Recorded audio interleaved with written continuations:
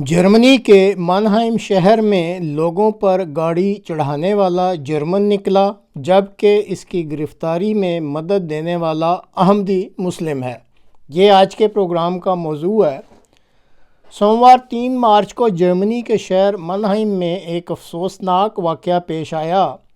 एक शख्स ने अपनी कार पैदल चलने वालों पर चढ़ा दी और इस हरकत की वजह से तकरीबन 2 अमवात वाक़या हुई, जबकि 10 के करीब लोग ज़ख्मी हो गए, जिनमें 5 की हालत काफ़ी ख़राब है। जर्मनी के एनटीवी में दिए गए योर्गन श्वार्ट्ज़ के बयान के मुताबिक वक़ुआ को टैक्सी पार्किंग मानहाइम में खड़ी टैक्सियां चलाने वाले भी देख रहे थे और फिर अचानक अफजाल मोहम्मद ने अपनी टैक्सी लाइन में से निकाली और बड़ी फुर्ती से हमला करने वाले का पीछा किया और उसको थोड़ी दूर जाकर रुक जाने पर मजबूर कर दिया। इस दौरान पुलिस भी पहुंच चुकी थी, जिसकी मदद से हमला आवर को गिरफ्तार कर लिया गया। अब चूंकि हमला आवर जर्मन शख्स है, इसलिए मीडिया में इसके बारे में नफ्सियाती और जहनी इमराज का वावेला किया जा रहा है। इसका पीछा करने वाला और गिरफ्तारी में मदद देने वाले का पस मंज़र चूँकि इस्लाम और गैर मुल्की का है, इसलिए इस हकीकत को ज़्यादा उछाला नहीं जा रहा। बहरहाल एनटीवी पर टैक्सी सेंटर मानहाइम के सदर मोहतरमी योर्गन श्वार्ट्ज़ की ज़बानी आप तफसीलात जो है उसको सुन सकते हैं, जो कि जर्मन ज़बान में आप सुन भी सकते हैं और किसी हद तक समझ भी सकते हैं।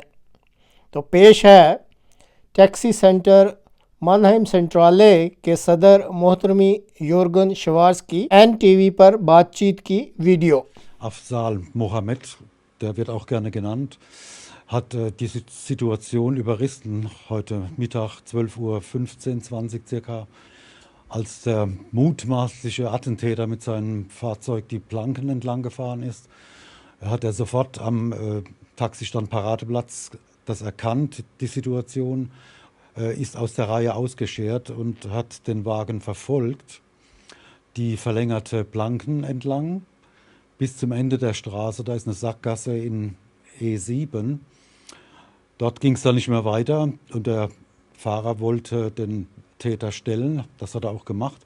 Der Täter ist kurz an eine Wand gestoßen mit seinem Fahrzeug. Das Fahrzeug wurde beschädigt und ist sofort ausgestiegen, hat eine Waffe gezogen und geschossen.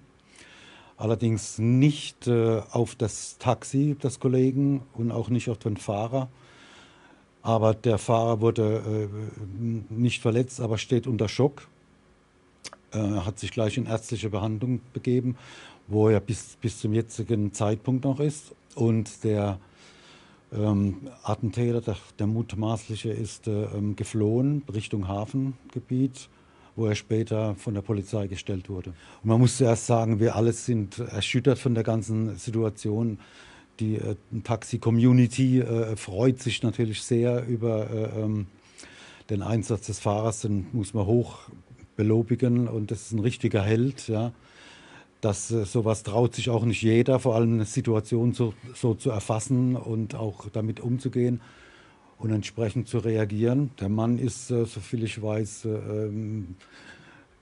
Migrationshintergründler, wo man sagt, das ist ein geschätzter Kollege, auch Taxiunternehmer, der hat auch mit weiteren Unternehmern einen Betrieb, den er führt, auch selbst Taxi fährt.